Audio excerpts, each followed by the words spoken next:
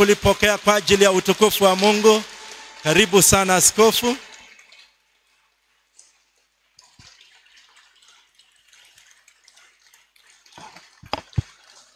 Asante. Hallelujah. Amen. Tuzidi kumshangilia Bwana kwa makofi tena. Tumshangilie Bwana. Hallelujah. Amen. Amen. Tunaweza kukaa tafadhali. Asante Reverend Zadok. Ni kweli tumekuwa nje na tumekuwa sehemu hizo za Laikipia, Ndarua na kwingine ambapo tumetembea, na zaidi ya yote nimekuwa nyumbani pia, na mama nimemwacha nyumbani. Amewasalamia sana. Kanisa la nyumbani imeendelea vizuri. Nilikuwa najaribu kukatch up na Ivy hapa kwa sababu wanafanya hivi. Sisi kule mguu mmoja inakaa mbele ingine nyuma, alafu unaenda pa. Sasa hiyo sio kidogo. Hatuna nafasi ya Ivy ya kufanya hivi, tunashindwa. Lakini tunashukuru Bwana. Nimependezwa na praise and worship. Nimeshukuru sana pia kwa wachungaji na wazee kwa kazi ambao wamefanya wakati nilikuwa sipo, na naamini ya kwamba kazi ya Bwana inaendelea. Sisi tumeendelea kule, tumeacha kama tunataka kufungua kanisa lingine. Nimehisi uwepo wa Bwana mahali pale, na vile Bwana anafanya kazi, mapepo yanatoroka, na tumeona na kuhisi uwepo wa Bwana. Kanisa letu wale walifika pale, hiyo ni kanisa ndogo tu, ilishona kabisa, na kule hakukuwa na lockdown. Na kwa hivyo tunashukuru Mungu. Tuzidi kuwaombea. Natumai siku moja tutapata mission na tuende sehemu hizo. Know your country. Ningependa tuende Rusinga, Mfangano Islands, na tuweze kuona sehemu hizo. Na wale ambao ni walaji wa samaki, tutatoa samaki kwa bahari na inakuja kufa vizuri kwa frying pan. Na kwa hivyo unaweza kukaa tayari kwa mambo kama hayo, na itakuwa ni ya baraka. Lakini tumekuwa na wakati na kipindi kizuri. Kazi imekuwa nyingi, haikukuwa mapumziko vile, kazi imekuwa nyingi. Na ningependa kuwashukuru pia kwa kikosi ambao mmekuwa mkiwa nayo hapa ya upande wa madeni. Ningeweza kuona vile watu wanatoa. Mungu wetu awabariki kanisa kwa ujumla, na viongozi ambao wanatuongoza pale, na wachungaji. Mungu wetu na wazee, Mungu wetu awabariki.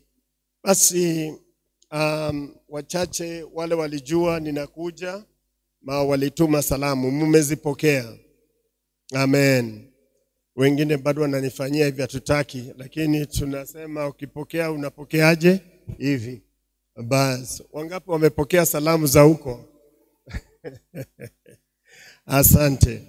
Basi tungependa kuingia katika neno, na kwa sababu ya muda umeenda, ningependa tu kuguza sehemu kidogo.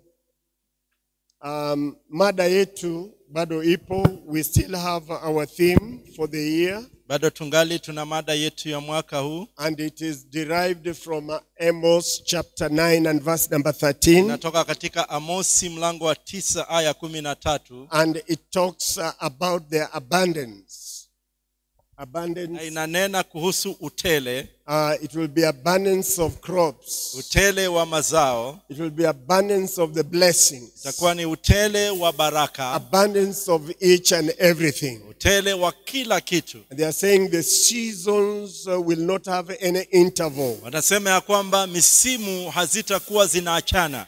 The plowman will overtake the reaper. Anayelima atakuja ampite anayevuna. Because before they reap, before they kwa harvest, sababu kabla hawajafanya mavuno the plowmen are there. tayari wenye kulima So wamefika. it will cause them to go very fast. Kwa hivyo itawasababisha waende kwa kasi. But all the same, the Lakini hata- plowmen will overtake them. Lakini hata hivyo wanaolima watawapita. It talks of the blessings of the Lord. Inanena kuhusu baraka zitokazo kwa Bwana. And therein, Na hapo ndani I want us to look at the protective providence of God. napenda tuangalie upeanaji wa ulinzi utokao kwa Mungu. When the abundance of harvest is there, Wakati ambapo kuna utele wa mavuno, well, we need the protective measures and the providence of God. basi tunahitaji upeanaji wa ulinzi utokao kwa Mungu. In the morning, I did touch on the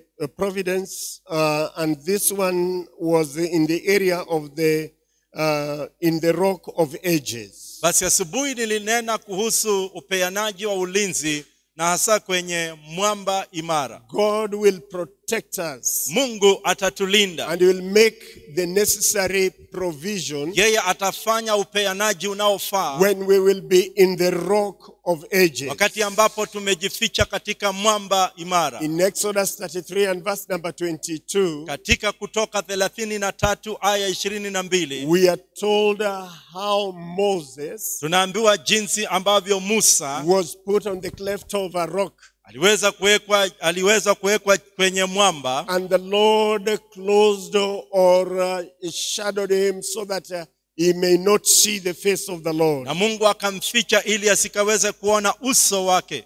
But eventually he saw the back of God. Lakini yeye aliweza kuona upande wa nyuma wa Mungu. But he was put on the cleft of a rock. Lakini yeye aliwekwa kwenye mwamba. In Numbers 20, Katika Hesabu mlango wa when 20, the children were in the wilderness, wakati wana wa Israeli walikuwa jangwani, they did not have any water. hawakuwa na maji, They made a lot of murmuring. waliweza kunungunika na kulalamika kwingi. And then God told Moses and Aaron, Mungu akamwambia Musa na Aruni, go and speak to the rock. enda ukanene na mwamba. But because Moses was so hungered, Lakini kwa sababu Musa alikuwa amejawa na he hasira was tele, so annoyed. yeye alikuwa amekasirika. Instead of speaking to the rock, Badala ya kuzungumzia he mwamba, had to hit the rock twice. alipiga mwamba mara mbili. And that one also offended God. Na hiyo ilimkwaza Mungu. Because that rock Kwa sababu mwamba huo was not just a rock. haukuwa mwamba tu. That rock was Jesus. Mwamba huo ulikuwa ni Yesu. You can find it in 1 Corinthians 10 Unaweza ipata katika Wakorintho wa kwanza mlango wa 10 and verse number 4. aya ni ya 4.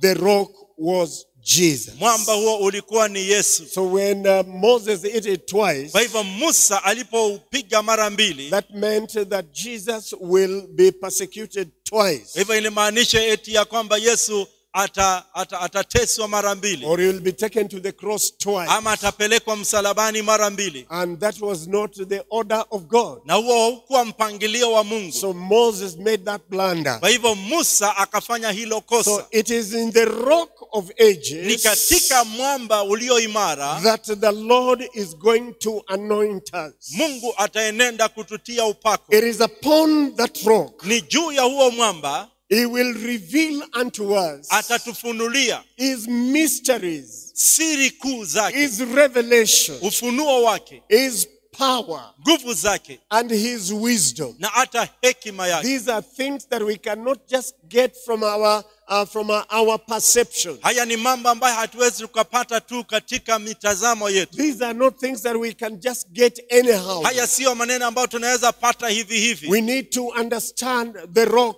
Jesus Tunastahili Christ. kuelewa mwamba Yesu Kristo. He was cleft there for us. Yeye aliwekwa pale kwa ajili yetu. Upon this rock, Juu ya huu mwamba we have the ability to serve Him in His will. tuna uweza wa kumtumikia katika mapenzi yake. Not in according to our will, Sio sawasawa na mapenzi but yetu, rather serving Him in the will of the Father. lakini tunamtumikia katika mapenzi ya Baba. So I'm saying, let's reconnect with the highest divine Kwa power. hivyo ninasema hivi, hebu tukaweza kuunganika tena na nguvu zitokazo juu. This is the highest power that is above each and every power. Hizi ni nguvu ambazo zimepita nguvu za aina yoyote. And when you come closer to this, Na unaposogea karibu na mwamba huu, the sparks that come out of that place will ignite you.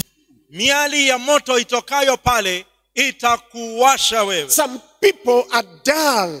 Watu wengine wamekufa. Some people are feeble. Watu wengine wamekuwa dhaifu. There is no rekindling of the fire. Hakuna hakuna moto ndani yao. We need the fire of the Spirit. Tunahitaji moto wa Roho We need Mtakatifu. the fire of the Holy Ghost. Tunahitaji moto wa Roho We Mtakatifu. need the fire of God. Tunahitaji moto wa Mungu. When you reconnect Wakati ambapo unaunganika with tena the highest divine power, na nguvu za juu za kiungu, the sparks that will come out of that miali za moto zitokazo kwa Mungu will ignite you. zitaleta moto ndani Hallelujah, yako. hallelujah, Hallelujah, hallelujah. hallelujah. You will not be the same. Hautakuwa vile You ulivyo. will not just be a mere Christian. Hautakuwa Mkristo tu No, hivi no, hivi, no, la no. hasha. You will be a Christian with a difference. Utakuwa ni Mkristo na A utofauti. Christian with a difference. Mkristo mwenye Not utofauti. only a Christian who bears the baptism name. Sio Mkristo ambaye ako na jina la ubatizo. No. La hasha. We are going beyond that. Tunaenda zaidi ya hiyo. Not a Christian that have a lot of achievements. Sio Mkristo ambaye amekuwa na mambo ambayo amefanya mengi And you feel that is okay. na unadhani ya kwamba hiyo ni sawa. I want to tell us Nataka kutuambia that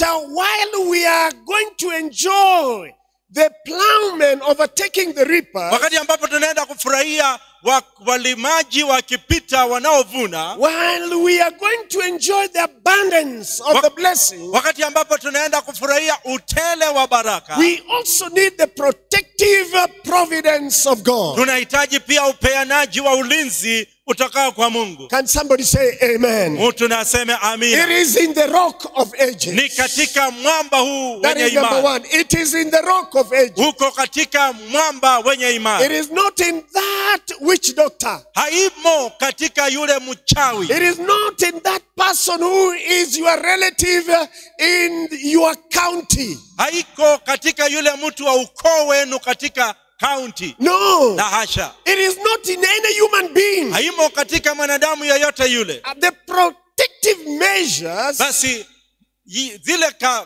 hatua za ulinzi will come from zitatoka kwake Mungu. the rock of ages. Mwamba wenye imara. Number two, we did say Jambo la pili tukasema that this protective providence ya kwamba upeanaji huu wa ulinzi will also be with us in times of trouble. utakuwa pamoja nasi nyakati za shida, In times of trouble. nyakati za dhiki. We did read from 1 Samuel chapter 24. Tukasoma Samueli wa kwanza mlango wa 24 And we read na tukasoma right from verse 4 and then verse 6, kuanzia aya 4 tukaruka tukaenda 6 7, thereabout. 7 hapo. We saw that this was an incident where David was followed with King Saul. King Saul was following David. Ulikuwa ni wakati ambapo Daudi alikuwa anaandamwa na mfalme Sauli. And at one point they were in the same cave because that cave was so big. Na wakati moja wakajikuta katika pango moja. And the soldiers that were with David, Na askari ama walinzi waliokuwa na Daudi they told David, wakamwambia Daudi, King Saul is fast asleep. sasa mfalme Sauli amelala vilivyo. Go, Enda, attack. enda ukamvamie. Go, Enda attack. ukamvamie. Go. Enda. In fact, they made some quotation, behold, I will deliver you, your enemy, into your hand. Hakika waliweza kunukuu usemi ya kwamba nitakukabidhi adui yako mikononi mwako. That is in verse 4. Katika aya 4. But you see, David, of course, arose and he went Na hakika Daudi aliinuka akaenda slowly and he just cut the hem of the garment of King Saul. ase na akakata pindo la vazi la mfalme Sauli. Even by so doing, Na hata kwa kufanya hivyo he regretted. alihukumika moyoni mwake. He regretted. Alijuta. I want us to see this. Ningependa tuweze kuona hii. In verse number 6, Katika aya 6, he reasoned with himself. alianza kujioji yeye mwenyewe. And he said, the Lord forbid that I should do this thing to my master. Akasema, si vyema nifanye jambo hili kwa bwana wangu, The Lord's anointed. mtiwa mafuta wa To Mungu. stretch out my hand against him. Weza kunyosha mkono wangu, Seeing is the anointed of the Lord. nikiona ya kwamba yeye ni mtiwa mafuta wa Mungu. He reasoned with himself. Alifanya mahojiano yeye mwenyewe. The people that were with him, Watu waliokuwa pamoja they naye were telling him to go and attack. walikuwa wanamwambia aende na akavamie, But with him, lakini he yeye had to reason with himself. ilibidi akaweza kufanya mahojiano yeye na mwenyewe. It depends Inategemea with how you are with God. jinsi ulivyo na Mungu. So that you can recall certain attitude. Unaweza kukumbuka mitazamo fulani. You can recall certain things Unaweza kukumbuka vitu fulani as a person. kama mtu, So that you may not do that which is weird. ili usikatende kilicho kiovu. You see, in this area, Naona katika eneo hili David was being protected from being killed by King Saul. Daudi alikuwa anazuiliwa ama alikuwa anapewa ulinzi asiuawe na mfalme Sauli. But at the same time, Lakini na wakati ule ule David also Daudi pia naye was being protected alikuwa anapewa ulinzi from doing any harm to King Saul. ili asikafanya uovu kwa mfalme Sauli. And that's why Ndio sababu his companionment, wale ambao walikuwa pamoja naye, his colleagues, wale ambao walitembea naye, they did not realize wao hawakutambua the depth that David had in God. kina cha Daudi katika Mungu wake. But David did not have a spirit of vengeance. Daudi hakuwa na roho ya kulipisha kisasi. No.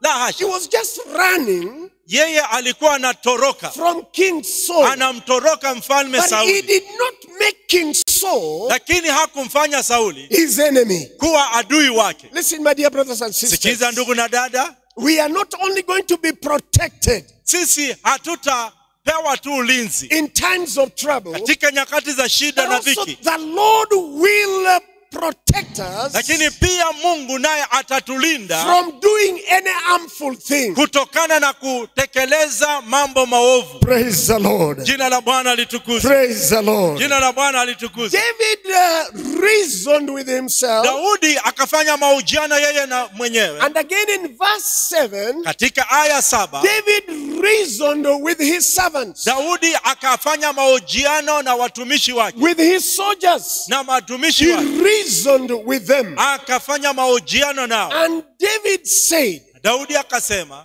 he is the anointed one. huyu ni mtiwa mafuta. Matter of fact, verse 8, Katika aya 8, the Bible says that when King Saul woke up, Biblia inasema ya kwamba mfalme Sauli alipoamka, as he was going, David shouted, "Oh, alipokuwa anaenda, Daudi akapaza oh sauti, King Saul." akasema mfalme And when he Sauli. looked back, Na alipotazama nyuma, David bowed down to the ground. Daudi akasujudu.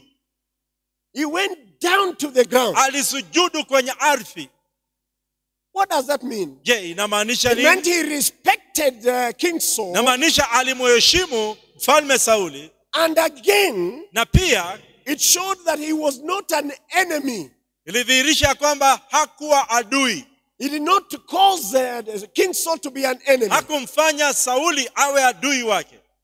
He called him my Lord in verse 8. Alimuita Bwana wangu katika aya 8. And when King Saul looked back, Na mfalme alipoangalia nyuma, David stooped with his face to the earth Daudi akainama akasujudu mpaka and bowed down. uso wake ukaguza ardhi. My dear brother, sister, Ndugu na dada zangu, look at how things are. hebu tazama vile mambo yalivyo. You are not only protected from your enemy, Wewe haulindwi tu kutokana na maadui but zako, also you need to be protected from doing any harm. lakini pia unastahili kulindwa kutokana na utekelezaji wa uovu. The Bible says, Biblia inasema defeat evil with good. ushinde uovu kwa kutenda mema. Let's come out with all these spirit of hatred and rage and bitterness. Tutoke kwa hii roho ya uovu na chuki na uchungu. It shows that we are not deeper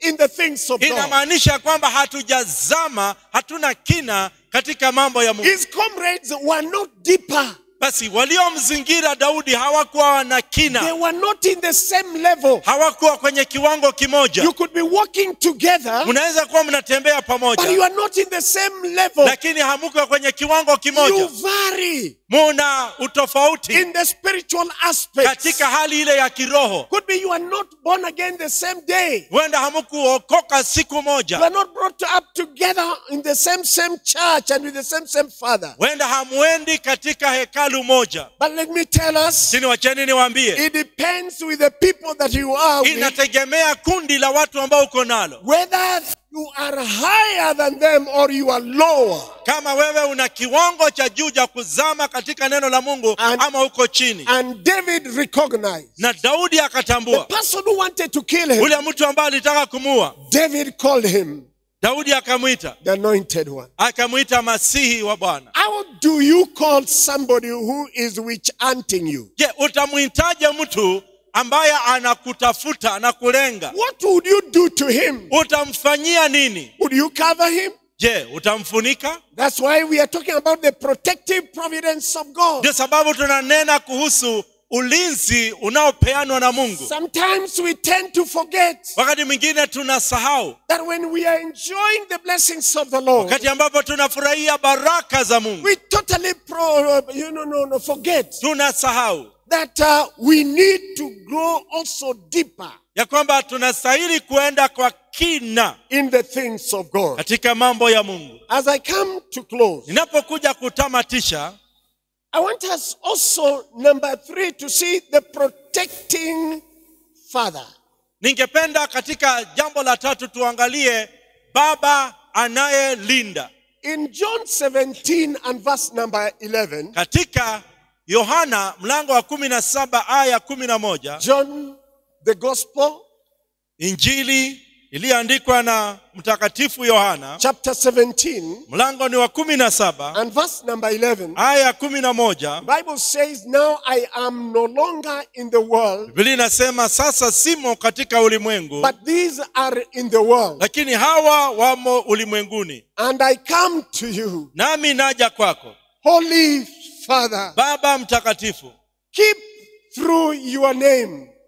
wahifadhi kupitia jina lako. Keep them through your name. Wahifadhi kupitia jina lako. Those whom you have given me, Hawa ambao umenipa mimi, that they may be one as we ili are waweze one. kuwa kitu kimoja vile tulivyo na umoja. This is the longest prayer that Jesus made. Basi haya ni maombi yaliyo marefu ambayo Yesu aliyafanya. Some theologians call it the vicarious prayer. Basi It is a prayer of intercession. Basi wengine wanayaita, wanatheolojia wanaita maombi ya maombezi. And he was now praying to the Father. Yeye alikuwa anaomba kwake Baba. Of course, the cross was still waiting for him. Basi msalaba bado ulikuwa unamsubiri. But it's like he was winding up. Lakini ilikuwa ni kana kwamba anafanya kutamatisha. And so the other protecting way that God would protect us with is through prayer. Kwa hivyo njia nyingine ambayo Mungu anatulinda nayo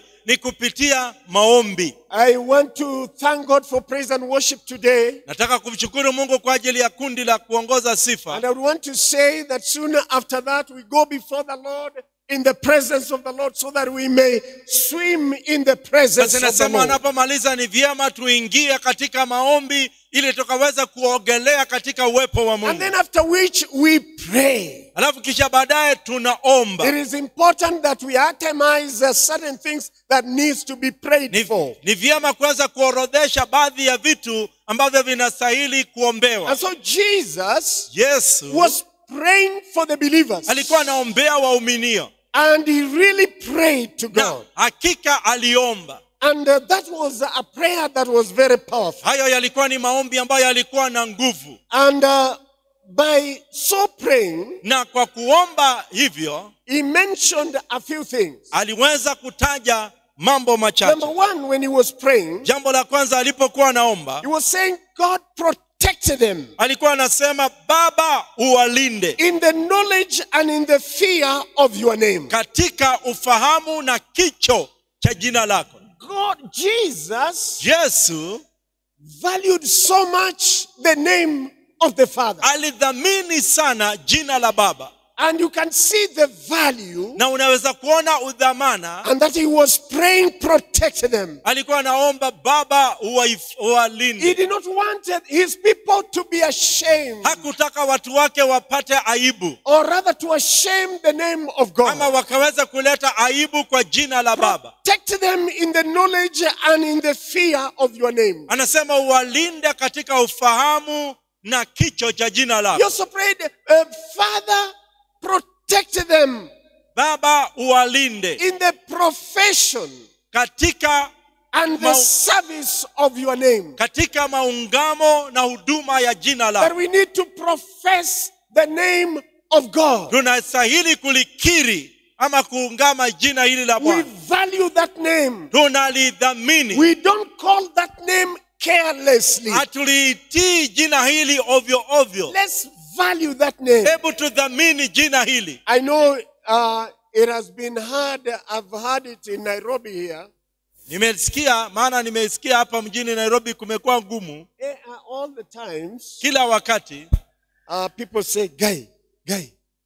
watu wanasema gai Nyasaye. It is a way of being astonished, Ni njia namna ya kuwa umeshtuka, but be very careful lakini kuwa mwangalifu that you may not use that name aimlessly. usilitumie hilo jina ovyo ovyo. Even our children, we've baptized them. Hata watoto wetu tumewapatiza katika mtindo huo. Even the people who do not know the language, they have been baptized. Guy. Hata They wale don't ambao know. hawajui lugha hiyo wamepatizwa katika usemi huo. I understand, brethren, Ninaelewa hivi wapendwa, that it could be an exclamation or an astonishment, inaweza kuwa ni alama ya mshtuko, but let us be careful. lakini hebu tuweze kuwa waangalifu. I've come to realize that we have left from what we used to call mama. Now it is guy. Aha, tumegeuka kutoka kule tulikuwa nakimbilia kusema mama yo, sasa ni gai. I want us at this juncture Basi ningependa kwa kipindi hichi that the Lord may protect our profession Mungu akaweza kulinda maungamo yetu and the service of the name of the Lord. na hata huduma ya jina la Bwana. Another prayer that he prayed, Ombi lingine aliloliomba, Father, protect them Bwana uwalinde from evil. kwa kutokana na uovu. He had taught them in Matthew chapter 6 Alikuwa amewafunza katika mlango wa 6 kitabu cha Mathayo concerning the Lord's Prayer. kuhusu ombi lile tunaloita sala la Bwana. And there he said, Na hapo akasema deliver them from evil. wakomboe kutoka kwa uovu. Now he was saying, Lord, deliver them. Na sasa alikuwa anaomba Bwana wakomboe, Protect them. uwalinde, Because the devil is there. maana shetani yupo. He was in this world. He knows Yeye alikuwa katika ulimwengu, anajua what he encountered. kile ambacho alikabiliana nacho. So in this vicarious Kwa prayer, hivyo katika ombi hili la he maombezi was saying, deliver them. alikuwa anasema wakomboe, Protect them also wakomboe pia, from Satan uwalinde kutokana na shetani as a tempter, kama yule anayeleta majaribu, that their faith may not fail. ili imani yao isije ikazimia. Quite often than not, Mara nyingi most of the people, their faith has failed. unapata imani yao imeshindwa. The Bible tells us in some areas that, will I find faith when I will come? Basi Biblia katika mojawapo injili nauliza, je, nitapata imani nitakaporejea? Because of a lot of things that have come, Kwa sababu ya wingi wa mambo ambayo yamekuja, the tempter has suppressed you and caused you to be stressed. basi yule anayetujaribu ametujaribu na ameleta hali ya kufinyika. He has put a lot of inconveniences. Ameleta hali ambazo si nzuri But maishani mwako. I'm here to tell us Lakini iko hapa kutuambia that our Lord Jesus, Bwana wetu Yesu even in heaven, hata akiwa jule mbinguni, is still interceding for yeye us. bado anatuombea. My dear brother, sister, you are not alone. Ndugu na dada, hauko peke yako. As you are going to enjoy the abundance Unapoendelea kufurahia utele of the blessings that God has given za you, baraka ambazo Mungu amekupa, remember there is that protective providence of God. kumbuka kuna huo ulinzi unaopeanwa na Mungu, And there is the protection of the Father. na kuna ule ulinzi utokao kwa Baba. Jesus finished everything, Yesu akatamatisha kila kitu and he had committed us to the Father. na ametukabidhi kwa Baba. Now what he's doing is only interceding Na for kile us. ambacho anafanya tu maombezi kwa Listen ajili to yetu. what the Bible says Kia yale ambayo Biblia inasema. in 2 Thessalonians chapter 3, Wathesalonike wa pili mlango wa 3. right from verse number 2 and 3. Kuanzia aya pili na ya 3. 2 Thessalonians Wathesalonike wa pili chapter 3, mlango ni wa 3, verse 2 and 3. aya pili na ya 3. And the Bible says there in verse 2, and that we may be delivered from unreasonable and wicked men. Ili tukaokolewe kutokana na watu wasio haki, watu wabaya. We need to be delivered Tunastahili from kukombolewa unreasonable men. kwa watu wasio haki, Just like the men of David, kama wale watu wa Daudi. they were skillful in fighting, Walikuwa wana mbinu za vita, but they were not reasonable. lakini hawakuwa wana hekima maarifa. They did not go deeper in the things of Hawakuwa God. wameenda kindani katika neno la Mungu. They were wicked men. Walikuwa ni watu wabaya. For not all have faith.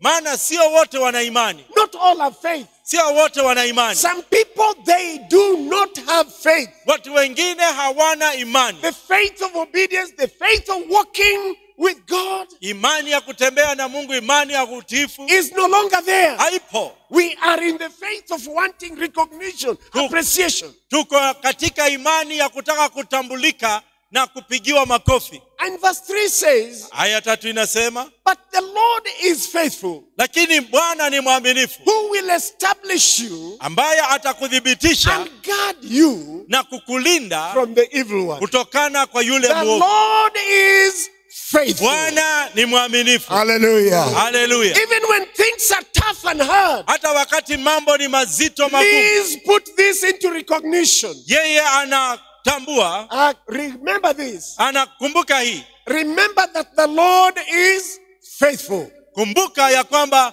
Bwana ni mwaminifu. In Philippians he says, him who has called you is faithful. Katika Wafilipi anasema yeye aliyekuita ni My mwaminifu. dear brother, the Lord is faithful. Ndugu na dada, Bwana ni mwaminifu. You may be unfaithful, but God is faithful. Unaweza kosa kuwa mwaminifu, lakini Bwana ni mwaminifu. Unto the faithfulness of God. Wewe ning'inia mwaminifu wa Bwana. Stick there. Wewe kwama pale. Even when things are hard, Hata wakati mambo ni mazito, be there, my brother. wewe kuwa pale ndugu yangu. There's a lady who was in German, Kuna dada binti ambaye alikuwa Ujerumani, and at once she fell into some problems. na kwa ghafla akajikuta kwenye shida, And it was too much for her. na ilikuwa ni zaidi kwake. She did not know what to do. Hakujua jambo la kufanya. The only option there was is that she could be deported. Basi njia pekee ambayo alikuwa nayo ilikuwa ni arejeshwe nchini Kenya. But this lady, Lakini mama huyu, while she was in German, kati alipokuwa kule Ujerumani, the parents were here in Nairobi. wazazi walikuwa hapa mjini Nairobi. This lady said, Basi huyu mama akasema, she knelt down akapiga magoti chini, and she said, Lord, akasema, Bwana, I am not good. mimi si mwema. I have walked away from your presence. Nimetembea mbali kutoka kwa uwepo wako. But God, Lakini Mungu, I remember my parents, nakumbuka wazazi wangu, how they have clung to you. jinsi ambavyo wamekwama kwako. They had cleaved to you. Wamening'inia kwako. And you have answered them. Na umejibu maombi yao. Severally. Mara nyingi. Lord, right now. Baba, sasa hivi. I'm in a foreign land. Niko nchi ya kigeni. I want to cling to the God of my parents. Nataka kuning'inia kwa Mungu wa wazazi wangu. Fight for me now. Nipiganie sasa. Intervene for me. Ingilia kati sasa. Not because of me. Si kwa sababu yangu. But because of my parents. Lakini kwa sababu ya wazazi wangu. My dear brothers and sisters. Ndugu na dada zangu. God is faithful. Ni mwaminifu. Tell your neighbor, God is faithful. Bia jirani, Mungu ni mwaminifu. Turn to the other neighbor because that neighbor could be sleeping. Geukia mwingine labda unalala. Neighbor. Mwambie neighbor. Jirani. Our God is faithful. Mungu wetu ni mwaminifu. Hallelujah. Hallelujah. Hallelujah. Our God is faithful. Mungu wetu ni mwaminifu. Our God is faithful. Mungu wetu ni mwaminifu. Even when you are unfaithful, but our God is faithful. Hata wakati ambapo wewe si mwaminifu, lakini Mungu wetu ni mwaminifu. But he needs your faithfulness too. Lakini tunahitaji uaminifu wako pia. Praise the Lord. Amina. And so the Father is going to protect you. Jesus committed us to the Father. Kwa hivyo Baba anaenda kutulinda, maana Yesu alitukabidhi kwa Baba. He committed us to the Father. Alitukabidhi kwa Baba. I like what he did say. Basi napendeza na yale ambayo alisema. I like what he did say. But anyway, let's look at 1 Corinthians 1:9. Hebu tuangalie Wakorintho wa kwanza mlango wa 9. Start with verse 8. Kuanzia aya 8. 1 Corinthians 1:8. Wakorintho wa kwanza mlango wa 9 aya 8. Jesus committed us to the Father. Alitukabidhi. Jesus committed us to the Father. Yesu alitukabidhi kwa Baba. Jesus committed us to the Father. Yesu alitukabidhi kwa Baba. And I really thank God for that prayer. Nashukuru Mungu kwa ajili ya hilo ombi. We are in the hands of the Father. Tuko mikononi mwa Baba. And Jesus is also making a lot of intercessory prayers. Na Yesu anafanya maombezi. He's also praying for us. Bado anatuombea. 1 Corinthians 1:8 says, who will also conform you to the end, that you may be blameless in the day of our Lord Jesus Christ. Ambaye atawadhibitisha, Wakorintho wa kwanza mlango wa kwanza aya 8, ambaye atawadhibitisha hata mwisho, ili msilaumiwe siku ila ya Bwana wetu Yesu Kristo. Listen, he wanted these people, alitaka hawa watu, not to have any bad things or any blames. wasiwe wakalaumiwa. And he felt that these people, Na alihisi ya kwamba hawa watu they might be blamed here, wanaweza kulaumiwa hapa, but not in the day of judgment. lakini sio siku ya hukumu. In verse 8, Katika aya 8, he's saying that you may be blameless in the day of our Lord Jesus Christ. ya kwamba tusija tukawa na lawama siku ile ya Bwana wetu Yesu Kristo. When Jesus was here, Yesu alipokuwa the hapa, Pharisees blamed him. Mafarisayo walimlaumu. Why did you heal on the day of supper? Ni kwa nini uliponya huyo mtu siku ya Sabato? How dare you say that you can bring down the temple and then bring it up on the third day? Wewe unawezaje sema unaweza angusha hekalu na siku ya tatu uijenge tena? With which power are you exorcising the demons? Ni nguvu gani hizi ambazo unatumia kutoa mapepo? You see, he had a lot of blames and most of the people were murmuring and the like. Basi alikuwa na lawama mingi na watu wengi walikuwa na manunguniko. But listen, Lakini sikiza, Jesus, the word of the Lord is saying here Neno la Bwana lasema hivi through Apostle Paul kupitia mtume Paulo that you may be blameless in the day of our Lord ya Jesus kwamba Christ.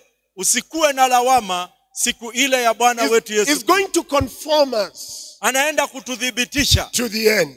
hadi mwisho. Is going to confirm us. Naenda kutudhibitisha. It's going to conform us. Anaenda kutudhibitisha. You see, we have a lot of things. Kuna mambo mengi, We have a lot of things. There are a lot of wars that we are going to wage. kuna vita vingi ambavyo tutavipiga. But when you are fighting, Lakini unapopigana that does not mean that you are dirty.